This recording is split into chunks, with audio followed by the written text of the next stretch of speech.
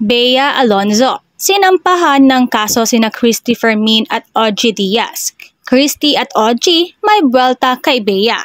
Naghain ng 3 magkakahiwalay na criminal case for cyber libel si Bea Alonzo sa Quezon City Prosecutor's Office laban sa mga showbiz columnist at online host na sina Christy Fermin at OG Diaz, kasama na ang kanilang mga co-host na kani-kanilang online programs. Nakasaad sa complaint affidavit ni Bea na naging biktima siya ng malisyoso at mga mapanirang impormasyon na mula sa nagpapanggap na malapit sa kanya na inilathala at pinag-usapan sa online shows ni Fermin at Diaz nang walang basihan. Kabilang na ang issue na umano'y di pagbabayad ng tamang buwis ng aktres. Kasama ni Bea sa filing ang kanyang abogadong si Attorney Joey Garcia at manager na si Shirley Cuan. Sinagot ng veteranong manunulat at host na si Nanay Christy Fermin ang isinampang reklamo sa kanya ng aktres na si Bea Alonzo na cyber libel. Nabanggit ni Christy na hindi siya nakasagot sa lahat ng mga tumatawag sa kanya at nagpapadala ng mensahe tungkol sa demanda ni Bea dahil inilaan niya ang isang araw para sa kaarawan ng pumanaw na ina at dinalaw niya ito sa puntod. Bukod dito ay wala pa siyang natatanggap na sabina kaya hindi niya alam kung ano ang nilalaman ng demanda. Saad ni Christy, wala pa po akong detalyadong maibibigay sa inyo dahil wala pa po kaming hawak na impormasyon. Hindi pa po namin alam kung ano-ano ba ang nilalaman ng kanyang sinumpaang salaysay kung bakit siya nagdemanda ng kasong libelo. Ayon pa kay Christy, karapatan ng kahit sino ang magsampa ng kaso laban sa kaninuman lalo na sa mga miyembro ng mamamahayag o mga tagahatid ng balita. Dagdag pa niya, ang libelo po o cyber libel na tinatawag nila ay kakambal ng aming propesyon.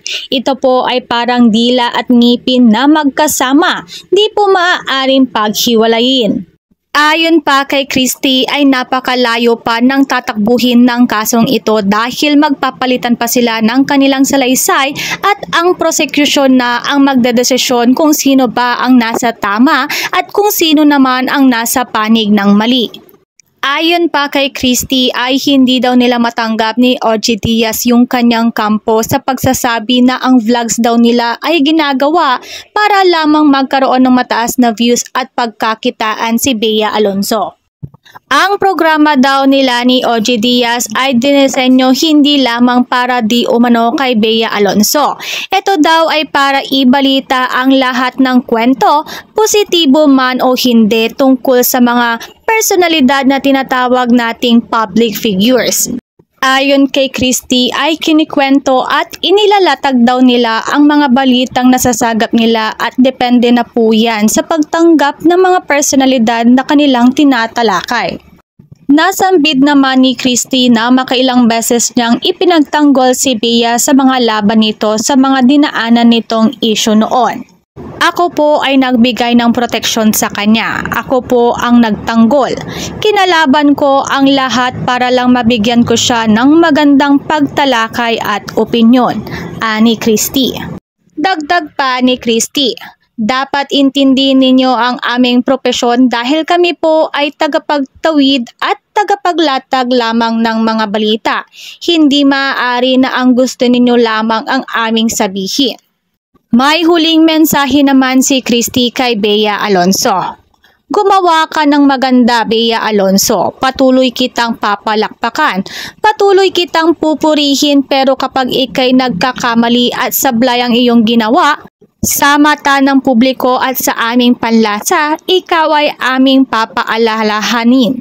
Sabi nga, kayo ang nagdemanda. Ikaw, Bea, ang nagsampa ng kasong libelo laban sa akin, kay OG Diaz at sa aming mga kasama. Ano ang ating mga sinasabi? We will see you in court. Nagkomento naman si OG Diaz at sinabing ayaw na daw nitong makipagplastika.